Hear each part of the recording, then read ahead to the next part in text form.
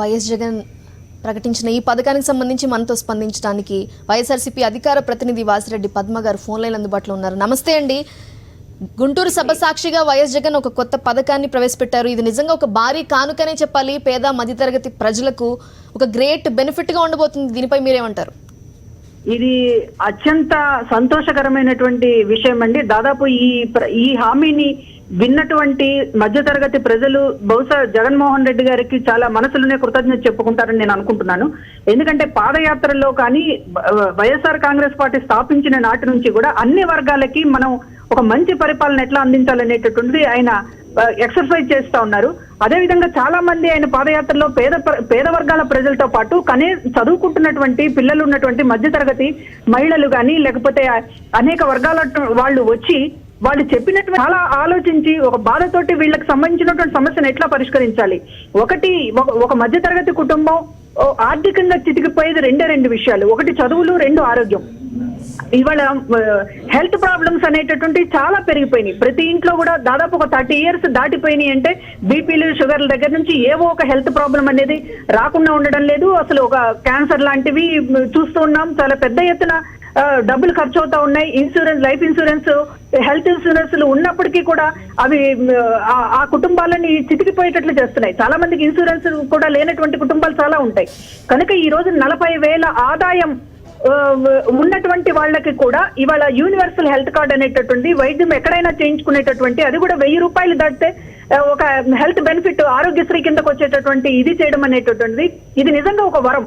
ఇవాళ ఆరోగ్యం అనేటటువంటిది ఒక పెద్ద సమస్య అవుతున్నటువంటి పరిస్థితుల్లో ఇవాళ ఆరోగ్యానికి సంబంధించి ఒక సమస్య వస్తే దాన్ని పరిష్కరించుకోవడానికి ఆస్తులు అమ్ముకోవాలి అనేటటువంటి భయంతో ఈ రోజున చాలా మంది బయటకు చెప్పుకోలేక, లేకపోతే హాస్పిటల్కి వెళ్తే మళ్ళీ ఎక్కడ వాళ్ళు టెస్ట్లు అంటారో ఏదో వస్తుందో దాన్ని ట్రీట్మెంట్ చేయించుకోవడానికి మళ్ళీ ఏం అమ్మాలో అని అనేక మంది గుట్టుగా పిల్లల చదువులకు చదివిస్తే చాలు, తమ ఆరోగ్యం ఏమైపోయినా పర్వాలేదని తొక్కి పెట్టుకుంటున్నటువంటి తల్లిదండ్రులు చాలా మంది ఉన్నారు.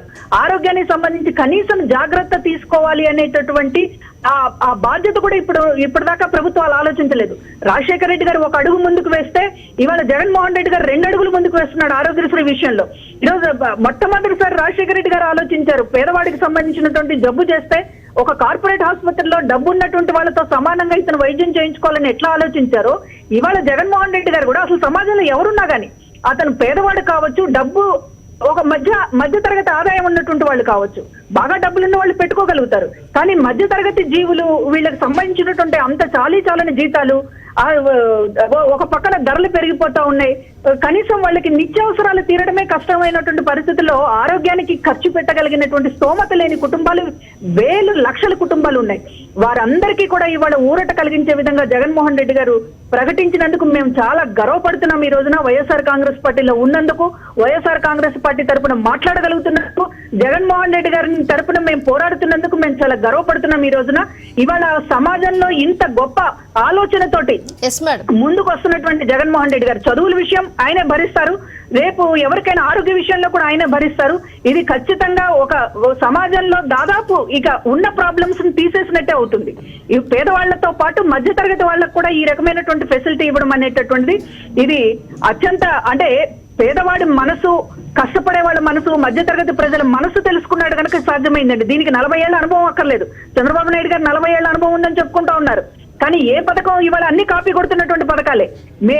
అంతకుముందు రాజశేఖర రెడ్డి గారిని కాపీ కొట్టాడు, ఆరోగ్యశ్రీ విషయం కావచ్చు, ఫీజు రియంబర్స్మెంట్ కావచ్చు. ఇవాళ జగన్మోహన్ రెడ్డిని కాపీ కొట్టి పెన్షన్ పెంచుతున్నాడు, లేకపోతే ఇంకా మిగతా వాళ్ళకి అన్నదాత సుఖీభవ అనేటటువంటి ఇవన్నీ కూడా పెడుతున్నాడు. కనుక ఒక విజన్ అంటే ఇది సమాజంలో ఉన్నటువంటి ఒక భరించలేనటువంటి సమస్యల్లో ఉన్నటువంటి వాళ్ళకి చేయూతనివ్వడం ప్రభుత్వం కర్తవ్యం అనేటటువంటి దృష్టి ఉండడమే విజన్. జగన్మోహన్ రెడ్డి గారు నిరూపించారు. కేవలం యూనివర్సల్ హెల్త్ కార్డే కాదు, చదువులు ఎంత భారం అయిపోతున్నాయి తెలిసిందే. ఇప్పుడు జగన్ ఏం చెప్తున్నారంటే ఫీజు రెగ్యులేటరీ కమిటీని కూడా వేస్తామని చెప్తున్నారు. ఇది ఎలా ఉండబోతుందంటారు? ఇది చాలా నిజానికి సమాజంలో ఉన్నటువంటి దాదాపు 80% తల్లిదండ్రులను వేధిస్తున్నటువంటి సమస్య ఫీజులు. ఎల్కేజీ దగ్గర నుంచి ఈ రోజు ఫీజుల మోతను భరించలేక అప్పుల పాలైపోతున్నారండి. కుటుంబాలు అప్పుల పాలవడానికి కారణం చదువులు. పిల్లల్ని చదివించుకోకుండా ఉండలేరు. వాళ్ళ భవిష్యత్తుకు సంబంధించినటువంటిది ఇవాళ దేనికోసమైన ఆస్తులు అమ్మి ఇంకా ఎక్కడికైనా వెళ్తున్నారు ఈ రోజున. అట్లాంటి ఒక ఫీజులకు సంబంధించి ఒక రెగ్యులేటర్ చేయాలి. దీని నియంత్రణకి ఒక అథారిటీని ఏర్పాటు చేసి ఫీజులు నియంత్రిస్తాము అనేటటువంటిది నిజానికి ఇది అసలు ఇది ఒక గొప్ప ఊరట కలిగించేటటువంటి విషయం. పిల్లలు చాలా భరోసాగా చదువుకోవడానికి, వాళ్ళని చదివించడానికి, తల్లిదండ్రులు వాళ్ళని చదివించడానికి ఎంతో ముందుకు వచ్చేటటువంటి విషయం అండి. ఇది సమాజంలో ఒక గొప్ప మార్పును తీసుకొస్తుంది. ఒక చదువుల విప్లవాన్ని, ఆ తర్వాత ఉద్యోగాల విప్లవాన్ని తీసుకురావడానికి ఇది ఉపయోగపడుతుంది. ఒక భరోసా, ఒక మినిమం ఖర్చుతోటి చదువుకోనేటటువంటి ఫెసిలిటీ ప్రభుత్వాలు కల్పించాలి. ఇప్పటిదాకా ప్రభుత్వాలు రాజశేఖర రెడ్డి గారు ఫీజు రియంబర్స్మెంట్ పెట్టారు, కానీ ఇవాళ ఫీజు రియంబర్స్మెంట్ అది ఒక బలహీన వర్గాలకు సంబంధించినటువంటిది, ఒక ఆదాయం ఉన్నటువంటి వాళ్ళకి పరిమితమైంది. కానీ ఇవాళ జగన్మోహన్ రెడ్డి గారు చెప్పింది మొత్తం కూడా అది కార్పొరేట్ కాలేజీలు కావచ్చు, లేకపోతే ఇంకేమన్నా కావచ్చు, వాటికి సంబంధించినటువంటి ఫీజులు ఒక లిమిట్ లో ఉండాలి. వాళ్ళు ఎట్లా డిమాండ్ చేస్తే అట్లా, లక్షలంటే లక్షలు, కోట్లంటే కోట్లు, అట్లా డిమాండ్ చేసేటటువంటి పరిస్థితి తయారైపోయింది. అట్లా కాకుండా ఒక స్థాయి ఎడ్యుకేషన్ కి ఒక రకమైన ఫీజు అన్ని చోట్ల ఉండాలి అనేటటువంటిది ఉన్నప్పుడు నారాయణ కాలేజీ లాంటివి, లేకపోతే చైతన్య కాలేజీ లాంటి కార్పొరేట్ కాలేజీలో ఒక వాళ్ళ గుత్తాధిపత్యం కంట్రోల్ అవుతుంది, ఒక క్వాలిటీ ఎడ్యుకేషన్ అనేటటువంటిది వస్తుంది. ఖచ్చితంగా ఈ రోజు ఆంధ్రప్రదేశ్ నుంచి ఎవరైతే బాగా చదువుకుంటున్నారో, ఆంధ్రప్రదేశ్ మనకు అన్ని స్టేట్స్ లో ఇవాళ కాంపిటేటివ్ ఎగ్జామ్స్ కానివ్వండి, వాటిల్లో ఏపీ స్టూడెంట్స్ నెంబర్ 1 గా ఉంటున్నారు.